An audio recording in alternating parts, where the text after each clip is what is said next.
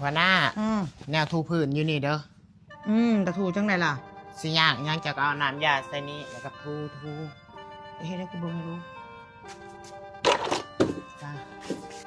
สิดากับอีต้นศาสตร์มันบ่เคยเฮ็ดบอกมันซะ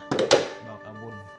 แล้วไหนโตกับว่าให้สุดติเจ้าเบิ่งดีๆเด้อหัวหน้าสมมุติว่าบ่อนนี้มันมีน้ำจะก็กินซะนี้แล้วก็ปั่นแล้วก็ทูมันสะอาดคันบ่ได้บ่สะอาดก็ทูซ้ำตอนที่ถูหันมุนๆว่ะให้จังซี่ว่ะมันบอก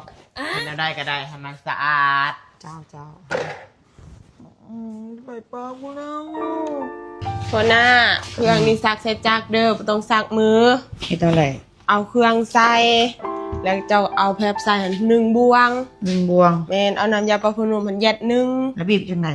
ก็กดตามนี้แหละกดไว้กดอีหยังเปิดอีหยังวะเปิดน้ำแล้วก็เอาอันนี้มันเสร็จตัวแล้วก็เอาไปปั้นแห้งเด้อหัวหน้าเด้อปั้นแห้งแล้วก็เอาไปตากอยู่นอกแดดแห้งๆแล้วก็เอาเข้ามาแบบนี้จังนี้แหละหัวหน้าช่วงที่จุคอยบ่อยู่หันจะเฮ็ดไข่กินไปก่อนเด้อเฮ็ดแต่ไข่บ่แม่นมันง่ายสุดแล้วแนวอื่นมันก็ยากเด้เฮ็ดจังได๋จะก็ทับนี่ใส่ถ้วยแล้วก็จะได้ต่อก็ขล่นแล้วก็เอาไปจืนมันสุกแล้วก็ยัดใส่ปากเด้อขอบใจเด้อที่บอก